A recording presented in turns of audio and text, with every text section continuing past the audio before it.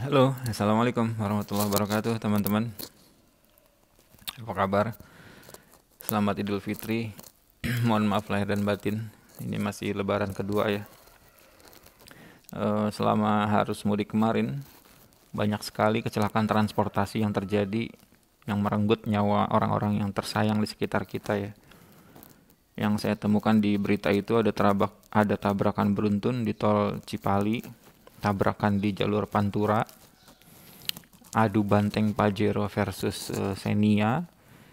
Ada juga kendaraan yang tertabrak kereta api ketika melintas, dan masih banyak lagi tentunya yang tidak terjangkau dan tidak tertangkap oleh media massa.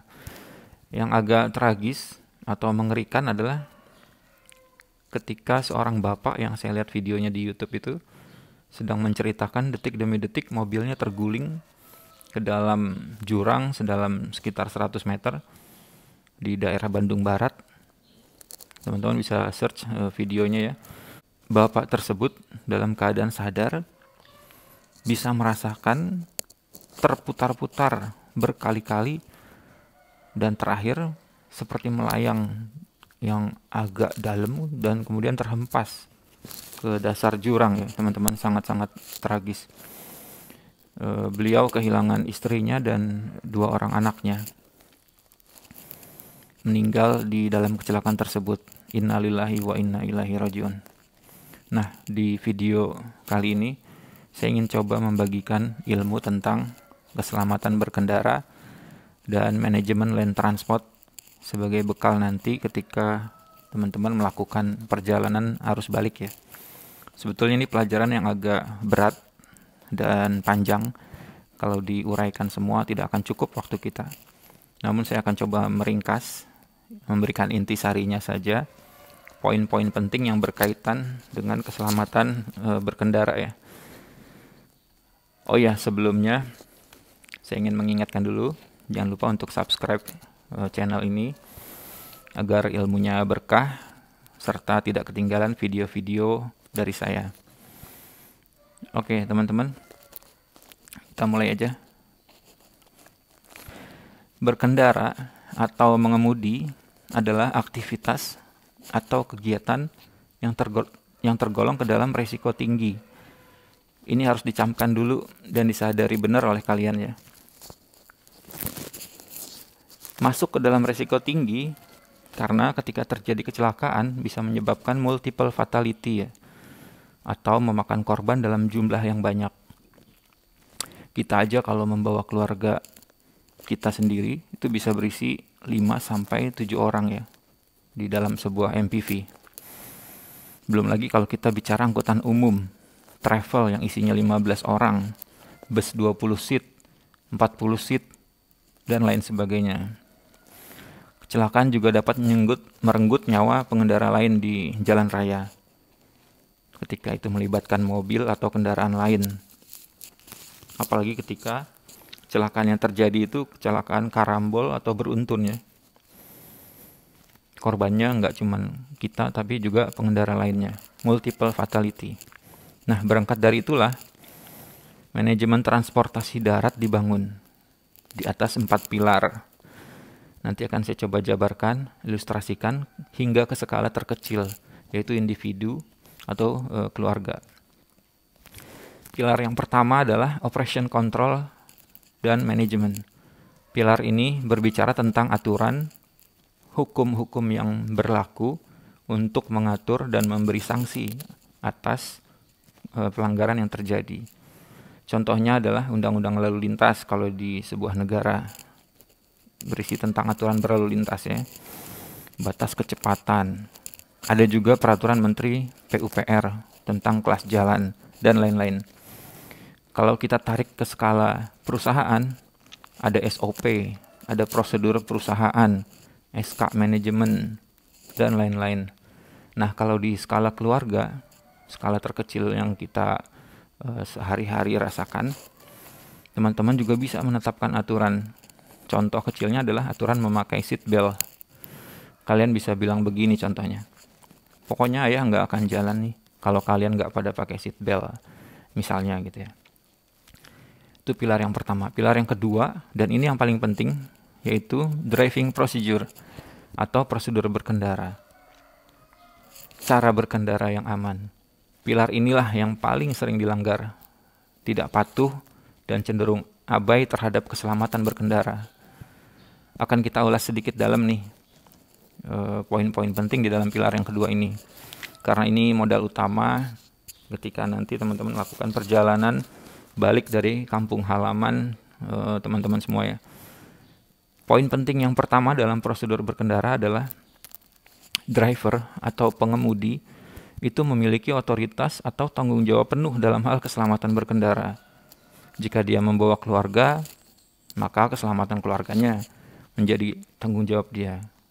Dia wajib memikirkan keselamatan anggota keluarganya. Jika itu angkutan umum, maka pengemudi wajib memikirkan keselamatan penumpangnya. Makanya pengemudi harus paham aturan berlalu lintas.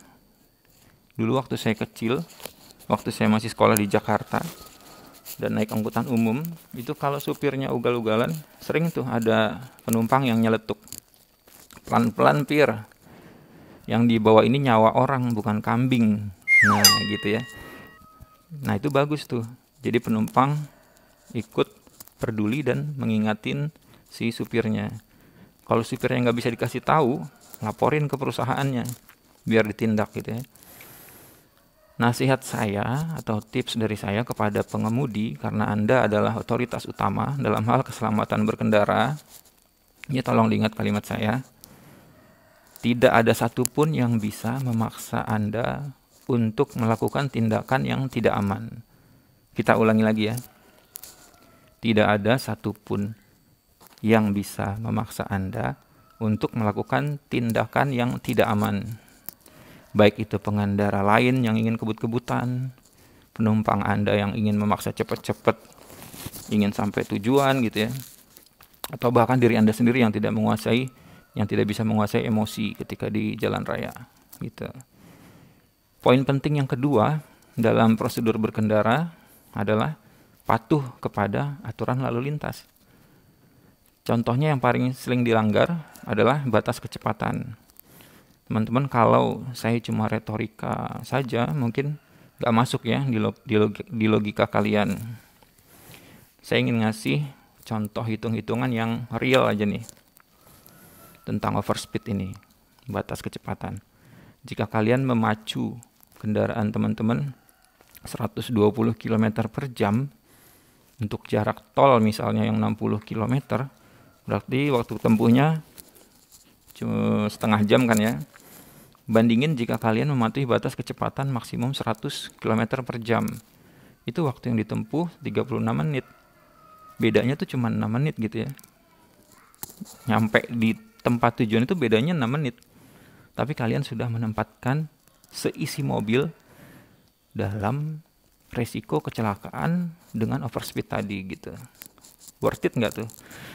6 menit ditukar dengan nyawa orang-orang tersayang di sekitar kita, keluarga kita, anak-anak kita. Atau mau contoh yang lebih ekstrim, 180 km per jam gitu ya, biar kayak pembalap. Itu bedanya cuma 16 menit. Worth it nggak 16 menit sama ditukar sama nyawa orang-orang tersayang kita gitu ya. Lagian mau ngejar apa? 16 menit gitu ya. Nah, poin penting yang ketiga adalah waspada terhadap bahaya. Kemarin di berita ada mobil MPV yang terjepit di antara dua bus yang kecelakaan. Nah, ini adalah salah satu contoh nih, kurangnya waspada terhadap bahaya. Kalau bisa, kita menghindar berada di antara mobil-mobil besar ya teman-teman ya. Apalagi kalau mobil itu membawa muatan yang sangat besar gitu ya.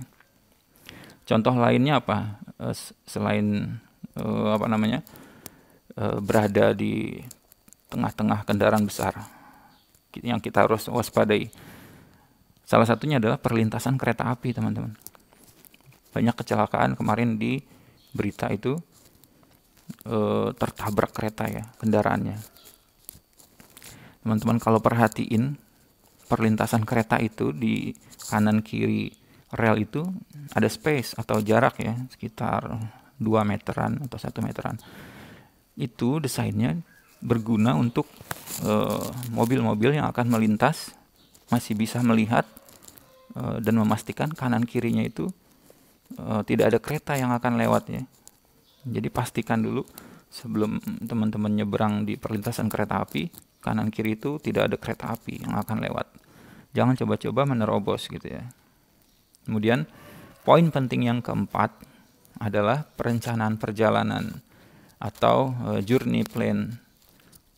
Sebelum teman-teman jalan harus sudah punya rencana nih mau lewat mana, apakah lewat tol atau jalan biasa. Ada untung ruginya. Rencanakan selalu sebelum berangkat. Kita juga bisa memantau arus lalu lintas dari peta ya teman-teman ya. Saya biasanya masuk ke Google Maps, terus saya input tujuan di situ, lalu jangan lupa klik direction. Kalau di handphone saya pakai bahasa Inggris itu ada tombol direction agar muncul pilihan rute yang akan kita tempuh. Biasanya Google Maps itu memberikan opsi gitu ya, mau lewat mana gitu. Nah, selain pilihan rute, akan tampil juga waktu tempuh dan tingkat kemacetannya, yang biasanya diwakilin oleh warna-warna di garisnya itu. Ada warna biru, orange, dan bahkan merah ya. Kalau tingkat kemacetannya itu tidak bergerak sama sekali gitu. Nah itu. Memang kalau pas waktu mudik gitu ya, apalagi mudik Lebaran tahun ini yang luar biasa banyaknya, itu di mana-mana sudah pasti macet. Bahkan jalur-jalur alternatif pun macet gitu ya. Nah, kalau sudah terjadi force major kayak gitu, kita masih bisa memitigasi rencana perjalanan kita supaya dampaknya tidak terlalu menyusahkan kita gitu ya. Contohnya adalah kita nyiapin driver cadangan gitu. Kalau di keluarga itu biasanya ada anggota keluarga yang bisa bawa mobil, nah itu sangat membantu ya. Ketika macet-macetan itu driver cadangan yang disuruh bawa, sementara driver utamanya istirahat dan tidur gitu ya. Nah itu adalah beberapa poin penting dari pilar kedua. Karena durasi, saya cukupkan di sini teman-teman. Nanti mungkin di video selanjutnya akan kita bahas lagi pilar ketiga dan pilar keempat ya dalam hal manajemen land transportasi. Semoga video ini bisa membuka kesadaran kita akan keselamatan berkendara sebagai bekal nanti ketika perjalanan di arus balik ya. Terima kasih. Jangan lupa untuk subscribe, like, dan komen. Terima kasih. Assalamualaikum warahmatullahi wabarakatuh.